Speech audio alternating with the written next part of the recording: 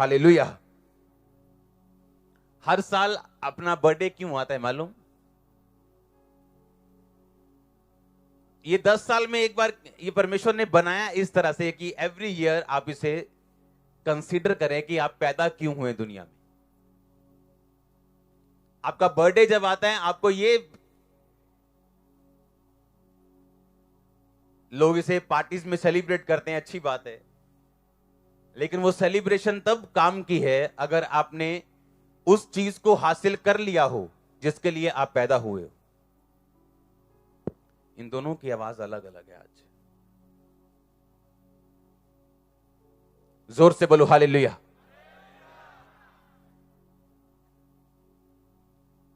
परमेश्वर ने कहा क्या 18 जन जिन पर गुम्मट गिरा और वो मर गए, परमेश्वर ने क्या वो ज्यादा पापी थे जो लोग यरूशलेम में थे?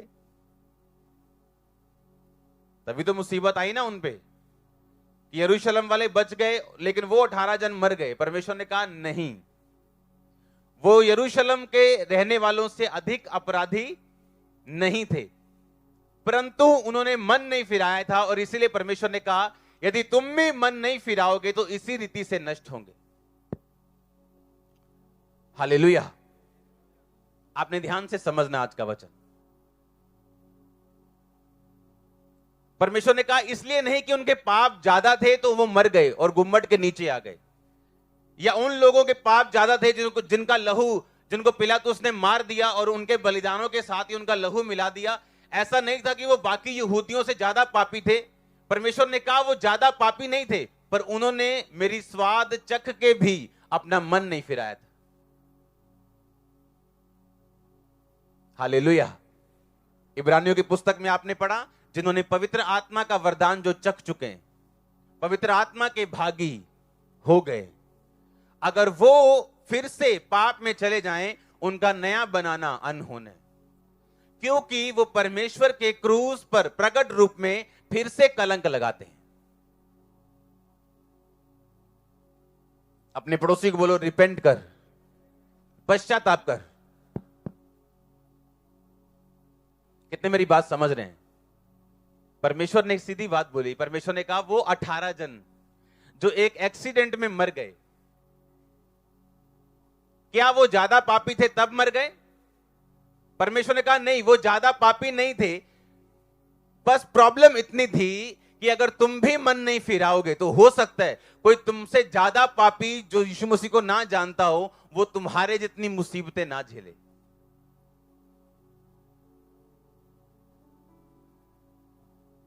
लाइफ एक चॉइस है। एक वीडियो में देख रहा था, एक बंदा बैठा हुआ है दिल्ली के पार्क में और इंग्लिश का एक अखबार पढ़ रहा है, और एक लड़का एक एनजीओ में कोई है, मैं जानता नहीं उसको, वो उसको देख रहा है और देख रहा है कि ये भिखारी की तरह लग रहा है, उसके बाल बड़े हुए हैं, कपड़े गंदे हैं, स्मेल आ रही, लेकिन इंग्लिश का अखबार क्यों पढ़ रहा है? उसके पास गया, उसने कहा अंकल आप इंग्लिश का अखबार कैसे पढ़ रहे हो? कहता मैं ग्रेजुएट हूं, 5 साल मैं कनाडा में रहा हूं, वहां पढ़ा हूं, यहां पढ़ा हूं, मेरी फैमिली कनाडा में है, और जब मैं कनाडा में पढ़ने के लिए गया तो वहां मुझे गंदी आदत लग गई, एक ग्रुप में वहां पे एक गैंगस्टर में वहां पड़ गया, नशे में चला गया, सब तरफ गड़बड़ कर दी, और उसके बाद मेरे भाई ने मेरा वीजा कैंसिल करा के मुझे वापस भेजा। तब से मेरी जिंदगी कभी भी सेम नहीं रही, मेरी फैमिली ने मुझे एक्सेप्ट नहीं किया। आज एक टूटे हुए कमरे में मैं रहता हूं, चौकीदारी करता हूं, और चौकीदारी जिस घर में करता हूं वो उसी कमरे में मुझे रहने के लिए देते हैं। मेरे पास कोई खाना नहीं, सामने मंदिर है, वहां पे जाके मैं भीख मांगता हूं और लंगर खाता हूं, और इसी तरह अपना जीवन में व्यतीत करता हूं। लाइफ को हल्के में मत लो, क्योंकि ये आपको वो नहीं देगी जिसके लिए आप डिजर्व करते हो। ये आपको वो देगी जिसके लिए आप फाइट करते हो। आज फेलियर लोग जो फेल हो चुके अपनी लाइफ में, ये नहीं है कि वो फेल हो गए, उनको अपॉर्चुनिटीज नहीं मिली, उनको मौके नहीं मिले, ऐसा नहीं है। उनको मौके मिले अपनी लाइफ में, पर उन मौकों का उन्होंने फायदा नहीं उठाया। प्रभु यीशु मसीह ने कहा ऐसा नहीं कि दूसरे लोग जो नहीं मरे एक्सीडेंट में वो कम अपराधी थे। परमेश्वर ने कहा हो सकता है कि वो उनसे ज्यादा अपराधी हों, पर जिन 18 लोग जो एक्सीडेंट के गुम्मट में मर गए, वो उन्होंने मन नहीं फिराया था। वो यहोवा के वचन को जानते थे और जानबूझ के भी अपना मन नहीं फिराया। हालेलुया। आज हम परमेश्वर के भवन में वचन को जानते हैं, पवित्र आत्मा का स्वाद चख चुके, हीलिंग्स देख चुके, सब कुछ कर चुके, बपतिस्मा ले चुके। अगर हम भी वही काम करेंगे जो अन्य जातियां करती, तो हमारी सजा ज्यादा होगी।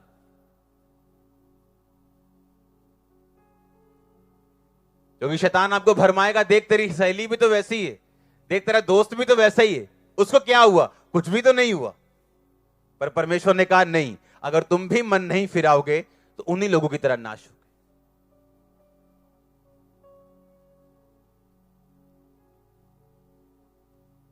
वो आपसे 10 गुना बुरे काम करके बच सकते हैं, अभी वचन को नहीं जानते।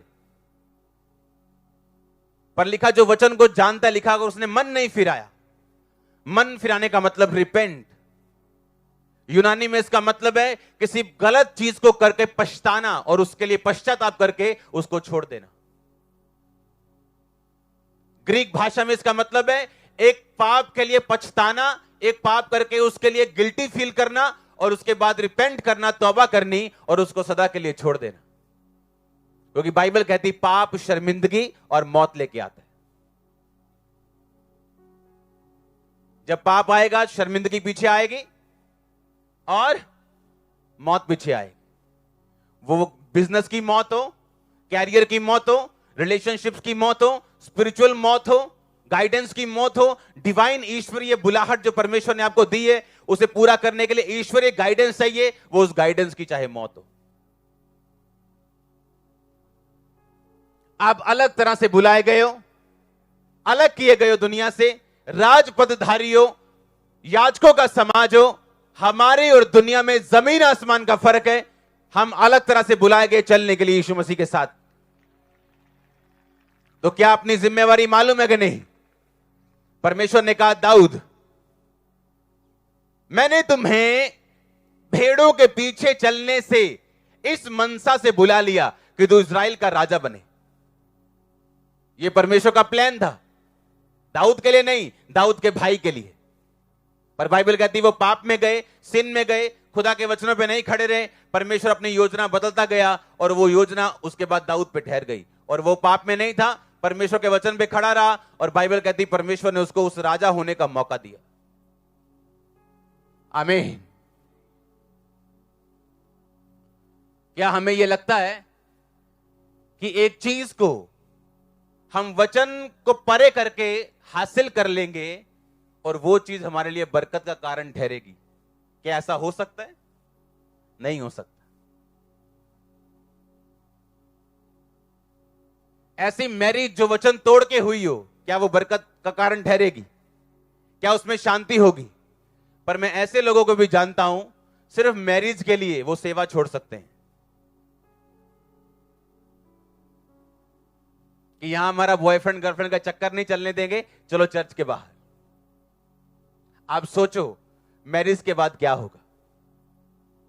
पहले परमेश्वर कुछ नहीं बोलेगा, वो कुछ नहीं कहेगा, क्योंकि हर एक जो चीज हम बोएंगे खुदा के घर में, हमें काटने को मिलेगी अपने फ्यूचर में, और तब हमारी प्रार्थनाएं काम नहीं करेंगी।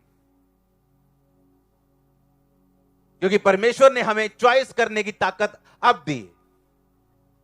आज आप यहां बैठे हो, ये चर्च लाखों लोगों के लिए ब्लेसिंग का कारण है। ये चॉइस थी, ये परमेश्वर की, ऐसा नहीं कि सिर्फ परमेश्वर की मर्जी थी, ये चॉइस थी कि क्या हम अपनी लाइफ प्रभु को डार्क मोमेंट्स में भी, अंधेरे में भी, गरीबी में, प्रॉब्लम में, हर तरह की दिक्कत में भी आप खुदा के साथ चलने के लिए तैयार हो। मैं अपनी बीमारी में चलने के लिए तैयार हूं। इस बात पे डिपेंड करती थी खुदा की योजना पूरी होगी या नहीं होगी। परमेश्वर ने कहा 18 जन मर गए। परमेश्वर ने कहा तुम क्या समझते हो, ये 18 जन यरूशलेम में रहने वालों से क्या ज्यादा पापी थे? परमेश्वर ने कहा नहीं, वो ज्यादा पापी नहीं थे। अगर तुम भी मन ना फिराओगे, इसी रीति से नष्ट होंगे। आपको मालूम है शैतान झूठ है, आपको मालूम है वो कपटी है, वो वो दिखाने आता है, कोई बात नहीं, ये छोटी मोटी बात है, तुम कर सकते हो। याद रखना एक बात को, शैतान जब अपने लेफ्ट हैंड से आपको कुछ मीठा खाने के लिए देगा, अपने राइट हैंड से आपकी लाइफ से वो चीज ले लेगा जिस पे आपकी पूरी जिंदगी निर्भर करती। आपको खब्बे हाथ से वो देगा, ऐसे मेरे स्पिरिचुअल फादर बोलते हैं, आपको लेफ्ट हैंड से वो देगा और राइट हैंड से वो चीज लेगा जिस पे आपकी लाइफ डिपेंड करती है, जिसके लिए आप बुलाए गए हो, जो आपके डिवाइन कॉलिंग है। आप वो मिस कर दोगे और आप खब्बे हाथ वाला लड्डू खा के बोलोगे मैं ब्लेस हूं।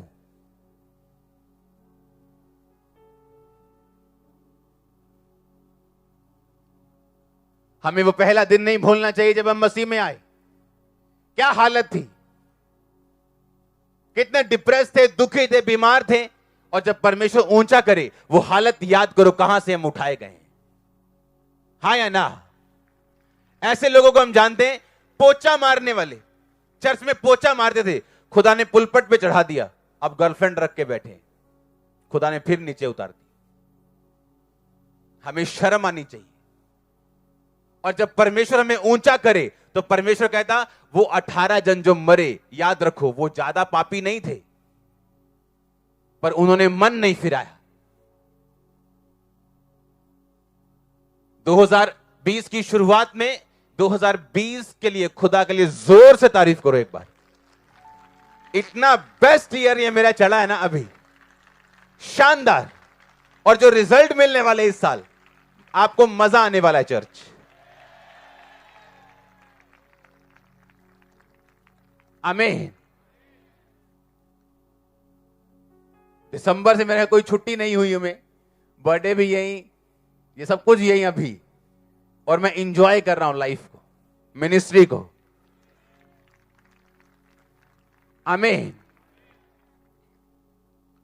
और इस महीने चर्च का हर प्रोजेक्ट जो बंद था, इस महीने सारे शुरू होने वाले, और सुपर स्पीड के साथ। और मेरा बिलीव है खुदावंद सब इंतजाम करेगा।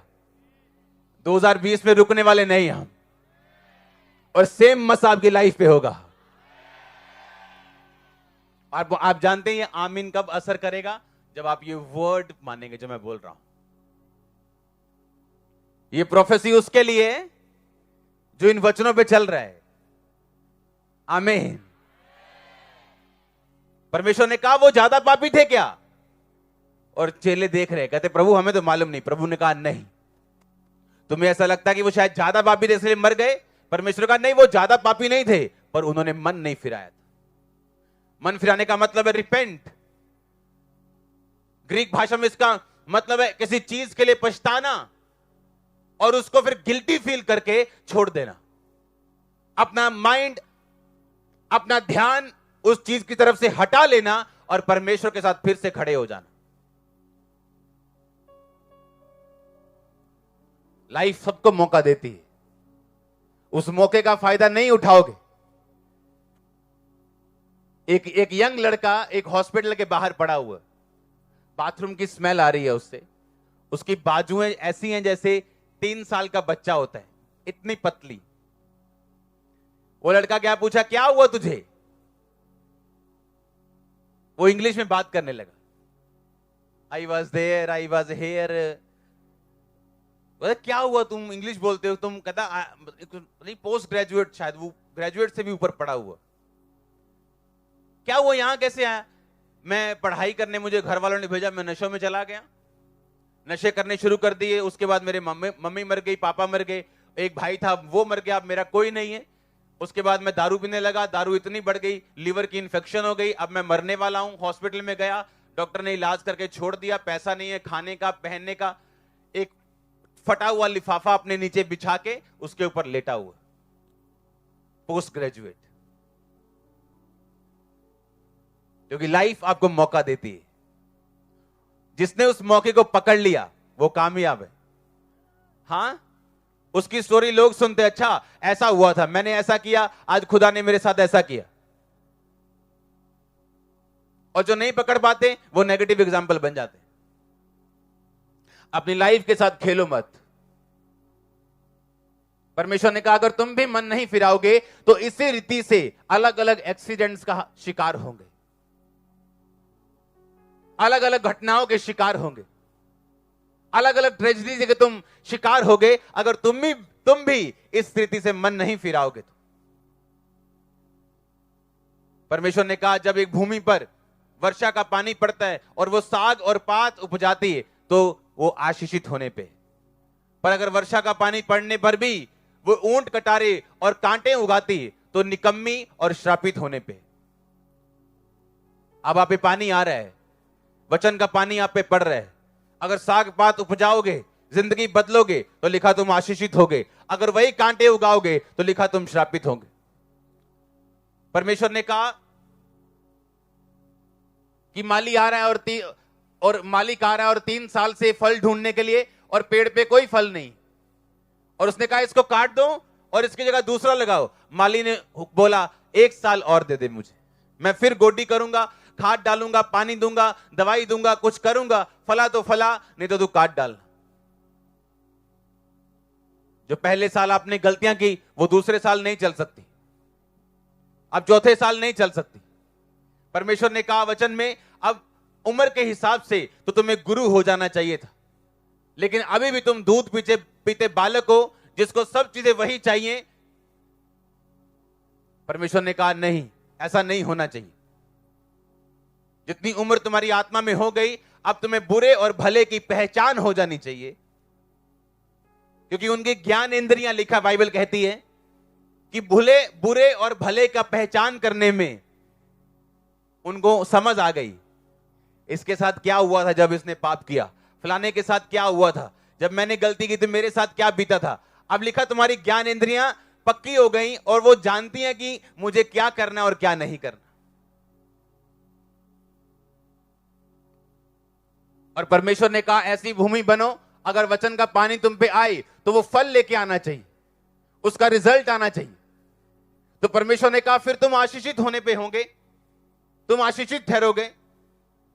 और सोचो अगर परमेश्वर बोल रहा है अपने मुंह से तुम आशीषित होंगे तो वो आशीष कहां कहां जाएगी, याद रखो।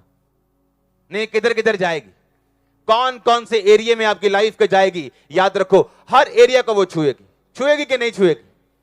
हां, कहता अगर तुम साग और पात उपजाओगे, जो वचन तुमको मिल रहा है, अगर तुम उसका रिजल्ट दोगे, उसका फल दोगे। परमेश्वर ने कहा जिनको पिलातुस ने मार दिया, क्या वो अधिक पापी थे? परमेश्वर ने कहा नहीं, वो सब गलीलियों से अधिक पापी नहीं थे, पर अगर तुम भी मन नहीं फिराओगे तो इसी रीति से नष्ट होंगे। यीशु मसीह का पहला प्रचार था मन फिराओ क्योंकि स्वर्ग का राज्य निकट आ गया। अपने पड़ोसी को बोलो, बोलो मन फिरा, रिपेंट, क्योंकि स्वर्ग का राज्य नजदीक है। आमीन। स्वर्ग का राज्य, परमेश्वर का राज्य, ये एक टीचिंग है जो मैं आने वाले टाइम में आपको दूंगा। ये दोनों थोड़ा अलग अलग और इनमें डिफरेंस है। आमीन।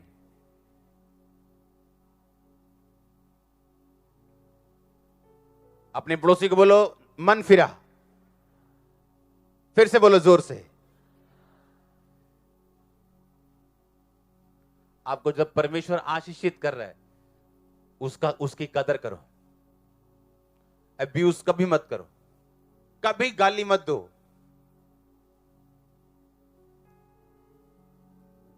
तुम नीची जगहों पे थे, अच्छे थे, ऊपर आए, तुमने पाप शुरू कर दिया, तुमने आशीष को गाली दी। जब दुष्ट आत्मा के अटैक होते थे तब सारा दिन यीशु यीशु करते थे, बाइबल पढ़ते थे, रोजा रखते थे, किसी लड़के की तरफ, लड़की की तरफ देखते तक नहीं थे। अब डिलीवर हो गए, अब ध्यान इधर उधर जा रहे हैं। सोचो अपनी डिलीवरेंस को हम गाली दे रहे हैं कि नहीं दे रहे। गरीब थे तो टाइम पे चर्च आते थे,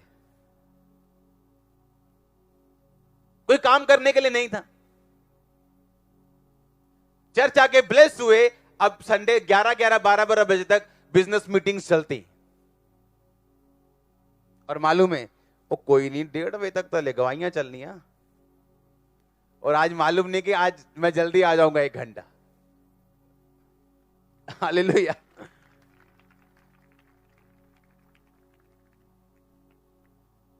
हम अपनी आशीष को गाली ना दें। कोई पूछता नहीं था, कहीं बैठे थे ऐसे ही तो सही थे, कहीं ऊंची पोजीशन में आ गए सेवा में तो पाप कर रहे हैं, हमने गाली दी। और जब जब आप यीशु मसीह की आशीष को, अपनी पोजीशन को आप गाली दोगे, यीशु मसीह ने कहा मैं तुम्हारी डिमोशन करूंगा। और जब जब मैं तुम्हें बढ़ाऊं, आशीषित करूं, तो मेरा थैंक्स करके अपने आप को और सही करोगे, मैं तुम्हें और बढ़ाऊं। और अब हमने देखना है, हालेलुया, अब हमने ये देखना है कि वो साइलेंट टाइम में जब शैतान भरमाने की कोशिश कर रहा है, उसमें हम क्या अपना कैरेक्टर शो करते हैं खुदाबंद को। क्या चरित्र हम दिखाते हैं परमेश्वर को जब शैतान उस अंधेरे टाइम में हमें भरमाने की कोशिश कर रहा है। फिर से बोलो, पड़ोसी को बोलो रिपेंट कर। गुरदासपुर चर्च, सब चर्च ऑनलाइन, बोलो अपने पड़ोसी को पश्चाताप कर।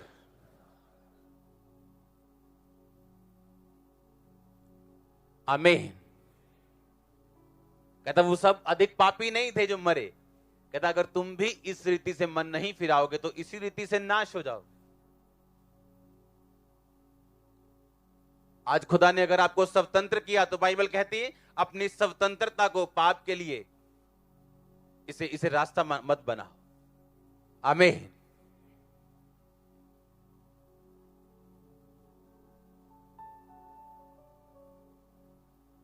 आपको घर वाले चर्च नहीं आने देते थे, बोलते लड़की है नहीं जाना, लड़का है नहीं जाना। अगर उन्होंने आप पे बिलीव किया तो कोई ऐसा गलत काम ना करो कि बाद में यीशु मसीह के नाम को निंदा मिले और आपकी लाइफ श्रापित हो। बाय फेथ आप परमेश्वर को खुश कर सकते हो, बाइबल कहती। बाय फेथ जब जब आप उसके नाम को ऊंचा करते हो, वो अपनी निगाहें आपकी तरफ लगाता है। आप उसके नाम की महिमा करते हो, दुखों में भी, प्रॉब्लम्स में भी, और खड़े रहते हो। परमेश्वर को मालूम है प्रैक्टिकली ये मेरे नाम की महिमा कर रहे हैं। और जब हम कैजुअल होते, कुछ भी करते हैं, तो भूल जाओ तुम्हारी पोजीशन क्या है। अगर वो राख पे बैठे को महल में बिठा सकता है, वो महलों वालों को राख में भी लेके आ सकता है। नकूब दिनेसर जिसकी पूरी दुनिया में जिसका राज था, एक दिन छत पे खड़ा होकर बोलता है ये सब कुछ, सब राज्य, सब मेरी ताकत और बुद्धि से बना है। परमेश्वर कहता बस बहुत हो गया, अब 7 काल तुझ पे बीतेंगे और तेरे नाखून बढ़ेंगे और बाल बढ़ेंगे और तू भैंस की तरह चारा चरेगा। और पागल हो गया वो। और राजा थोड़ा बहुत कमजोर होता था ना, तो उस राजे को मार के दूसरा बंदा राजा बन जाता था। सोचो एक राजा बैल बन गया, चारा खा रहा है, और कोई उसकी जगह राजा बनने के लिए नहीं आया। पता है क्यों? ये परमेश्वर की ओर से सीख थी कि 3.5 साल 7 काल तुझ पे बीतेंगे। और लिखा जब उसने वो टाइम पूरा होके आसमान पे और आंखें उड़ाई और बोला कि यहोवा सब कुछ तेरी ओर से, तू ही खड़ा करता और तू ही गिराता, लिखा उसकी बुद्धि ज्यों की त्यों हो गई और प्रधान लोग फिर से उससे भेंट करने के लिए आने लगे। अपने आप को पहचानो, कहां खड़े हैं हम? कहीं हम वहां तो नहीं खड़े जहां से परमेश्वर हमसे नाराज हो और शैतान का खुला दाव हम पे चले। हम वहां खड़े हैं जहां से परमेश्वर हमें देखे और इतना हमें विश्वास योग्य समझे कि वो अगली आशीष हमें दे सके, अगला लेवल हमें दे सके। इतने विश्वास योग्य बनो परमेश्वर के सामने। अपनी आशीष को गाली मत दो, जो रास्ता खुला उसे गाली मत दो। आमीन।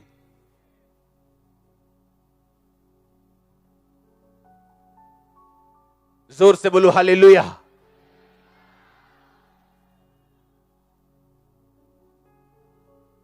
वैसे फिरते रहे तो गधों की तरह फिरते रहे लोग। जैसे मिनिस्ट्री में आते, मैं उन्ना ब्याह करना, मैं उन्ना ब्याह करना। ये क्या मूर्खता है।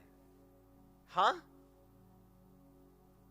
अरे गधों, खड़े तो हो जाओ, कुछ बन तो जाओ, पैदा तो हो जाओ।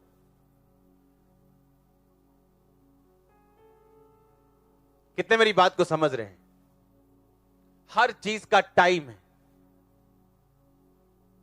हर अच्छा दरवाजा परमेश्वर की ओर से नहीं है, हर बुरा दरवाजा शैतान की ओर से नहीं है। ये आत्मिक लोग समझ पाते हैं इन चीजों को। हालेलुया। आज परमेश्वर दूसरे नंबर पे हो चुका है और हम अपनी लाइफ को पहले नंबर पे रख चुके हैं। चिंता मत करो, आज उसको मालूम है क्या हो रहा है। हालेलुया। आप समझ रहे हैं मेरी बात को?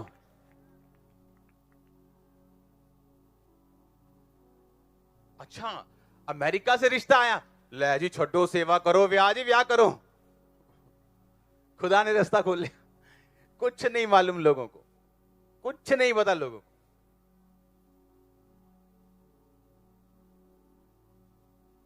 इसीलिए मसीह में कामयाब बहुत थोड़े लोग हैं, क्योंकि यीशु मसीह ने कहा था ये रास्ता संकर है और थोड़े इसे पाएंगे। आमीन। बहुत थोड़े लोग होंगे जो इसे हासिल कर पाएंगे। सेवा बहुत बड़ी चीज है और परख के साथ मिलती है। जब तक आपकी लाइफ जीरो नहीं हो जाएगी, खत्म नहीं कर दोगे अपने आप को, आप सेवा में एंटर नहीं कर पाओगे। और जिस दिन आप जाग गए, फिर से सेवा खत्म हो जाएगी। अगर तुम मेरा पीछा करना चाहे और अपना क्रूस ना उठाए तो तुम मेरे योग्य नहीं। अपने माता, अपने पिता, भाई बहन, खेत, सब लोगों को अगर मुझसे ज्यादा प्यार करे तो तुम मेरे योग्य नहीं। हाथ हल पर रखकर अगर पीछे देखे संसार की तरफ भी और खेत पे ध्यान ना दे तो भी तुम मेरे योग्य नहीं। इतना सख्त वचन है परमेश्वर का। क्रिश्चियनिटी आसान नहीं है, आमीन, पर इसका मजा कहीं और नहीं। ओरिजिनल है ना। हालेलुया। यीशु मसीह ने कहा, एक सिस्टर ने मुझसे क्वेश्चन पूछा पिछले 3-4 दिन में कि क्या बाइबल क्या कहती, सुनो ध्यान से। यीशु मसीह ने कहा,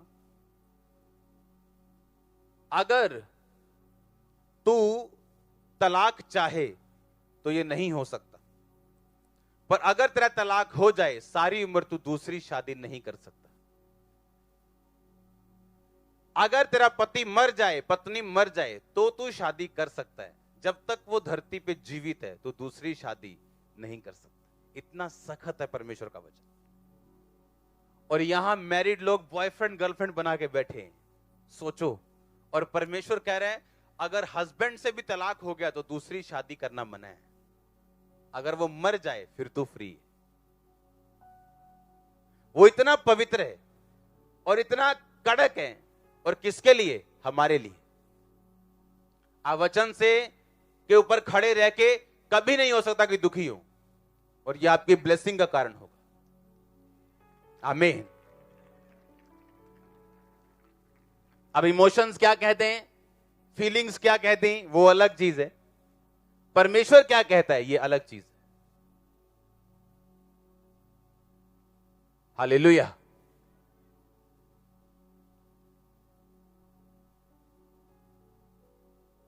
और कहता अगर तू त्यागी हुई से शादी करे या त्यागे हुए से शादी करे तो ये व्यभिचार होगा, जब तक उसका पति जीवित है, जब तक उसकी पत्नी जीवित है। इतना सख्त वचन है। शादी ऐसी चीज है जो आप लंबी प्रार्थना के बाद खड़े रह के मसीह में सेवा में फिर आप करते हो और आप एक्यूरेट हिट मारते हो। परफेक्ट परमेश्वर आपको देता है। हाँ,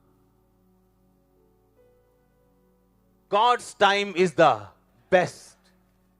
आप इमेजिन करो 2014 में यह पंजाब की सबसे बड़ी चर्च थी, मालूम है कि नहीं? और मेरे पास अपनी गाड़ी नहीं थी।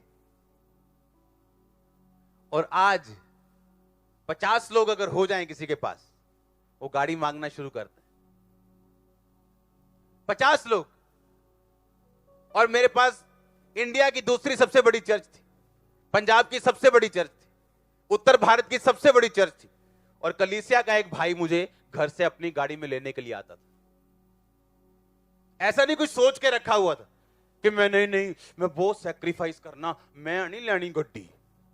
नो, ध्यान नहीं था, अपने काम में बिजी, 24 आवर। जगह लेनी थी, जगह में बिजी, काम में बिजी। और 14 में मैंने गाड़ी ली। जब मुझे और काम करने पड़े, जगह के कारण जाना पड़ा इधर उधर, तो मैं किसी पे अभी ज्यादा डिपेंड नहीं रह सकता था।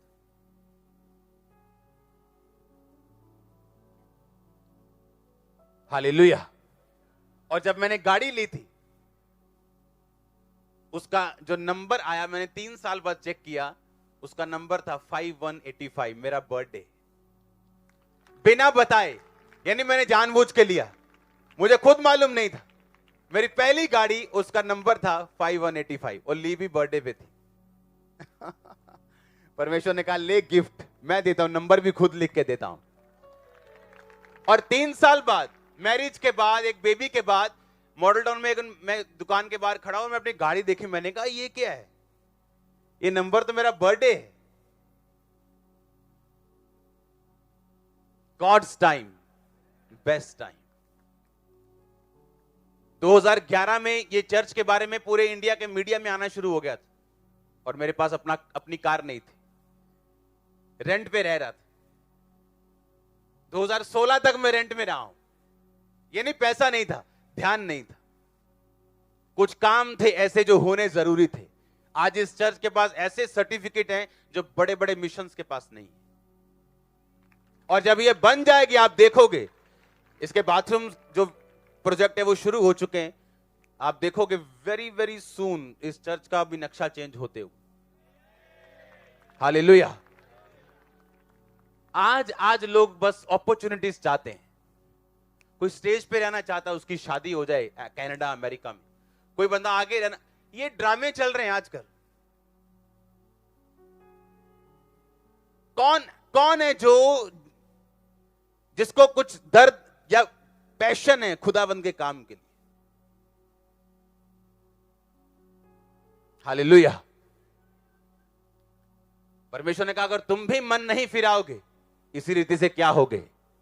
तुम बोलोगे प्रभु मेरी सहेली तो मुझसे दिख पापी है, उसके तो 5 बॉयफ्रेंड है। प्रभु बोलेगा नहीं, तू एक वाली नाश हो। वो तो सारा दिन दारू पीता है, मैं तो कभी कभी पीता हूं। परमेश्वर ने कहा नहीं। कितने मेरी बात को समझ रहे हैं? कहता तुमने मन फिरा लिया, पवित्र आत्मा के भागी हो गए, स्वर्गीय वरदान का स्वाद चख लिया, हेवन को चख लिया, प्रभु की प्रेजेंस के बारे में मालूम हो गया। कहता अब तुम्हारा पीछे मुड़ना पॉसिबल नहीं। कहता अगर तुम साग पात उपजाओगे, वचन सुनोगे, फल लेके आओगे, जितने मर्जी पाप तुमने क्यों ना किए हो, मैं साफ कर दूंगा, मैं आशीषित भी करूंगा, खड़ा भी करूंगा तुम्हें। जितना मर्जी भारी पाप क्यों ना हो, पत्थर हल्का हो, पत्थर छोटा हो, पत्थर बड़ा हो, जब समुद्र में फेंका जाता तो डूबता है। पाप जितना मर्जी बड़ा या छोटा हो, अगर प्रभु के पास आप आएंगे वो आपको साफ करने वाला है। उसने कहा अगर तेरा भाई अपराध करके क्षमा मांगे तो माफ कर, तो अगर आप क्षमा मांगेंगे वो आपको माफ करेगा। लेकिन यहां वाले भाई बोलते हैं हम माफ नहीं करेंगे। हालेलुया।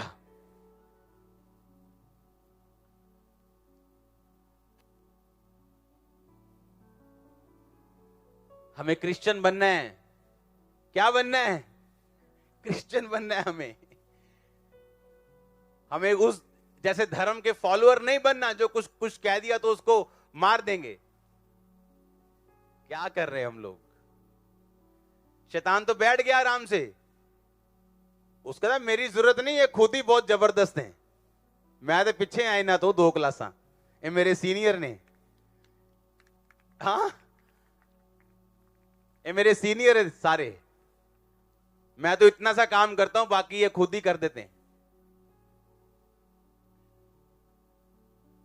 अपने पड़ोसी को बोलो मन फिराओ, फिर से बोलो, फिर से बोलो मन फिराओ। आमीन। आप एक खुला हुआ रास्ता अगर उसको गाली नहीं देंगे तो परमेश्वर आपकी कदर करेगा। आपका हस्बैंड आपको चर्च आने देता है, उसका गलत फायदा मत उठाओ। आपके बाप ने आप पे भरोसा किया है, गलत फायदा मत उठाओ। आपके पास्टर ने आप पे भरोसा किया है, गलत फायदा मत उठाओ। आपके भाई ने आपको मौका दिया, गलत फायदा मत उठाओ। परमेश्वर ने आपको कुछ दिया, गलत फायदा मत उठाओ। अपनी पोजीशन को कभी मिसयूज मत करो, कभी अब्यूज मत करो अगर हम आगे बढ़ना चाहते हैं। हालेलुया। नेवर। और हर चीज के लिए थैंक्स करो। आज आप चर्च में बैठे हो, ऐसे लोग हैं जो रोते हैं, कर लाते हैं, ऑनलाइन भी चोरी चोरी देखते हैं, और आप यहां बैठे हो। जिनके कागज पक्के नहीं, इंग्लैंड से आना चाहते हैं, रोते हैं ऑनलाइन कि कब हम खामरा चर्च में जा सकते हैं, आप बैठे हो। हर चीज का एंजॉय करो जो खुदा आपको दे रहा है, और उसके वचन में खड़े रहो। अब्यूज, गाली कभी मत दो, नेवर। आप गाली बोएंगे, गालियां आप खाएंगे, दुनिया निकालेगी, शैतान निकालेगा, लाइफ ऐसी हो जाएगी। जो चीज आप खुदा के वचन से हट के, उसकी हजूरी से हट के हासिल करेंगे, वो आपके लिए फ्रूटफुल कभी नहीं हो सकती, क्योंकि वो परमेश्वर का मास्टर प्लान नहीं है आप लोगों के लिए। हालेलुया।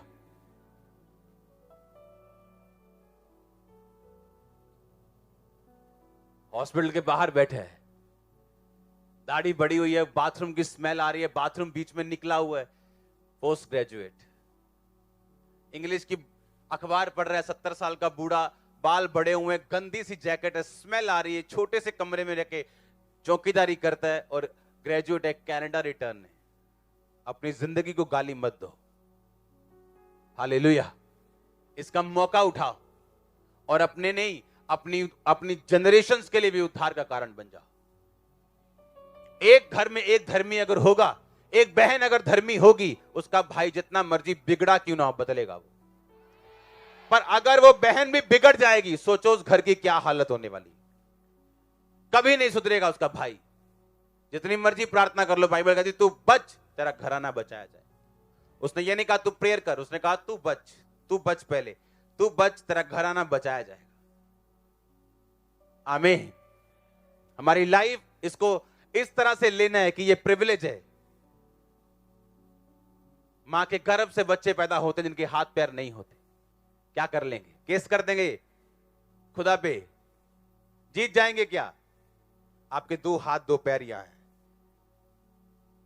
बच्चे पैदा होते हार्ट डिजीज के साथ, आपका हार्ट चल रहा है, किडनीज नहीं काम करती, आपकी किडनीज चल रही, और हम खुदा को गालियां दे रहे हैं। उसने किया ही क्या है? जो है हमारे पास उसके लिए थैंक्स करके उसको गाली मत दो। जो रास्ता खुले उस पे ठहरे रहो, खड़े रहो। आमीन। कितने मेरी बात को समझ रहे हैं? पहले हम नीचे बैठे थे तो कोई हमारी ओर देखता नहीं था, हम किसी की ओर देखते नहीं थे। हाँ, हम वॉलंटियर बन गए अब। हाँ, अब सब लड़कों को देख रहे हैं और सब लड़कियों को देख रहे हैं। इसका मतलब अपनी ड्यूटी को, अपनी पोजीशन को हमने क्या दी? गाली दी। अब सोचो प्रभु क्या करेगा। आप नीचे बैठे थे तो अच्छे थे, आप झाड़ू फेर रहे तो अच्छे थे, आपको सामने कर दिया, आपने प्रॉब्लम कर दी। इसका मतलब परमेश्वर देखेगा इसने मुझे अब्यूज किया, मैं इसको और आशीष नहीं दे सकता। आपका बच्चा घर से गाड़ी ले जाए, दो चार उत्थे ठोके, ओंदी लत तोड़े, ओदा मुंह तोड़े, दोबारा गाड़ी दे दोगे?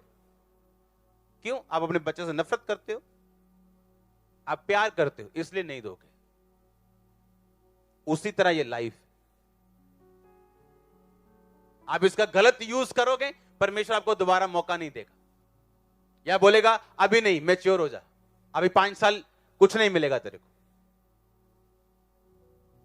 कहता वो ज्यादा पापी नहीं थे कि वो गुम्मड़ के नीचे आके मर गए। कहता ज्यादा पापी नहीं थे। कहता अगर तुम भी, बोलो अपने पड़ोसी को, अगर तुम भी मन नहीं फिराओगे तो इसी रीति से नाश होगे।